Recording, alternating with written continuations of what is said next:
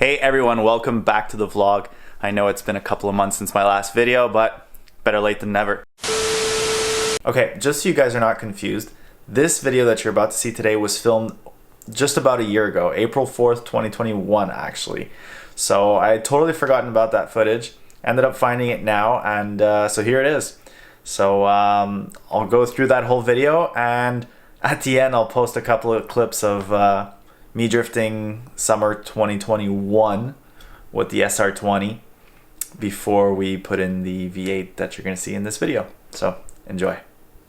So this winter I didn't get much done because we got a late start with the snow. So I did like 8 weeks straight of snowmobiling, weekend and during the week. So didn't get much time to work on the 240 or anything, but I just started now, and I think it's time I unveil what engine I'm going to be switching to in the S chassis, in the S14. So just a little recap, the S14 right now is powered by an SR. It has a S13 SR, mainly stock, you know, just like a refresh. It has ARP head studs. It has a T28 from an S15, and that's pretty much it. And I was driving it like at 12 pounds since I finished the S14, so very low power, but a light chassis coupled with Zek Nova tires, some crazy grip, made for a really fast car.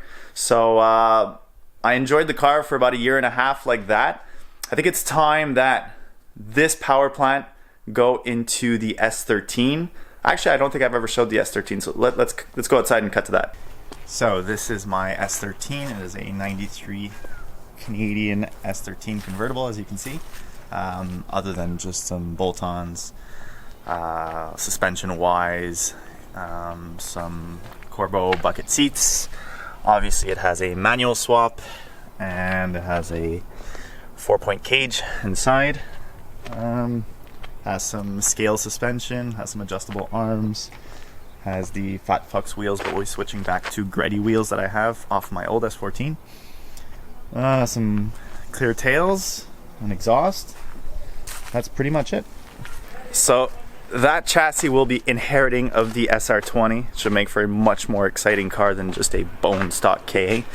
I know at one point I had a plan of low lighting. Come on. I did have a plan at first to turbo the KA. I've never done that, so I wanted to try something different. And the car is pretty much bone stock, low mileage.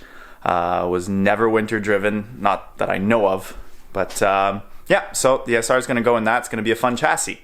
So now it's time to show you what will be going into the S14 for the 2021 season. And here it is, half taken apart. Now to be specific, this is actually not an LS, it's an LQ. Out of a 2500 Sierra or Silverado. But it's with the aluminum heads. But I actually will be probably switching out the heads to some lower CC heads to bump the compression up. What else will we be doing? Right now I'm stripping it. I'm going to do new rings, going to do new bearings, and anything else that we see that if it needs to be changed. Other than that, we're going to be going with the Brian Tooley Racing Stage 3 LS2 cam. We're going to be upgrading the springs. Let's see. We're going to do new springs. We're going to do hardened chromoly push rods. We'll also be upgrading the rockers. I'm going to be going to a double chain for the timing.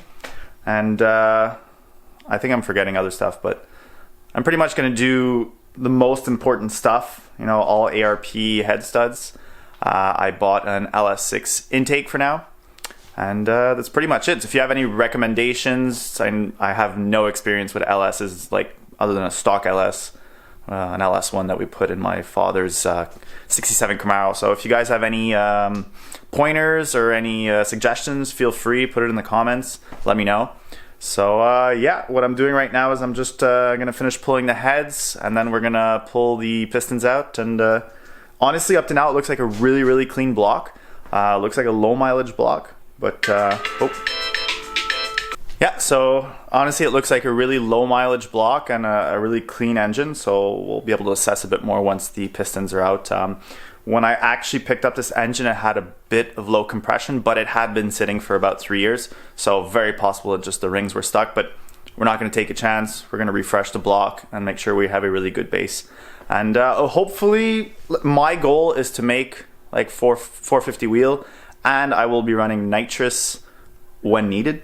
So if I'm practicing or running for fun, I will not use the nitrous, but it'll be something good to have just in case. So, all right, stay tuned.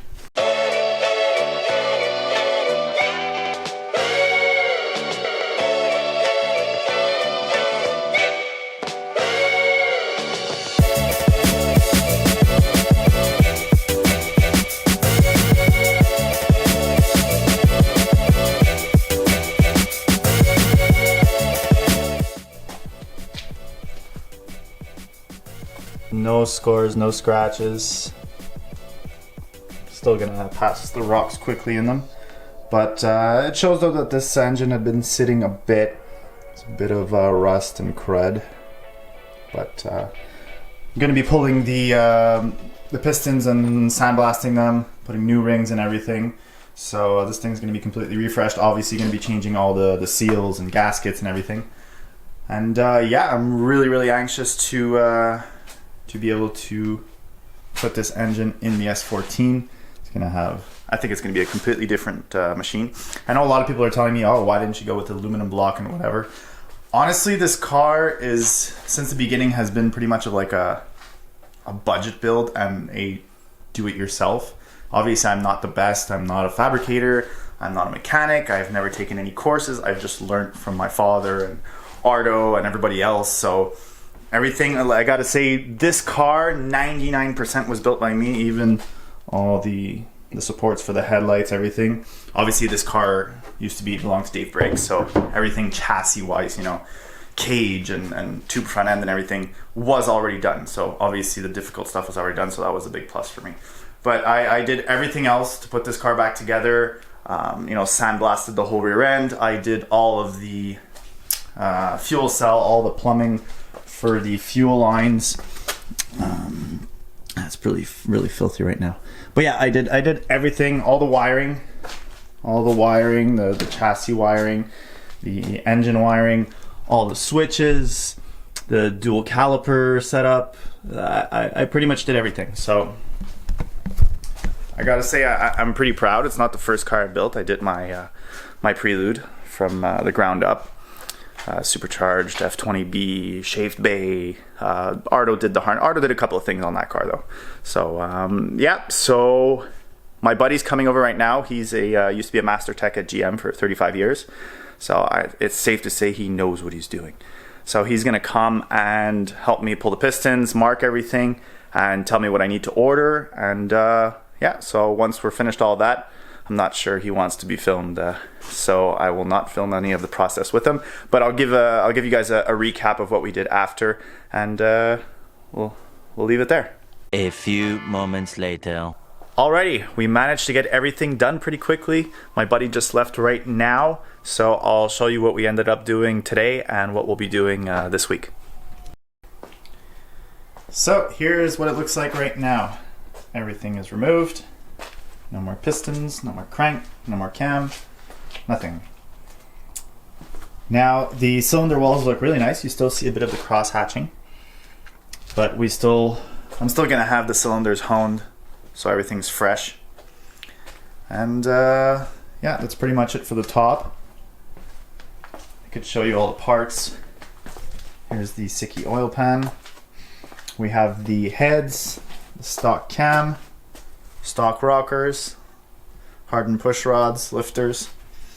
I'm not sure if I'm going to be running these heads right now.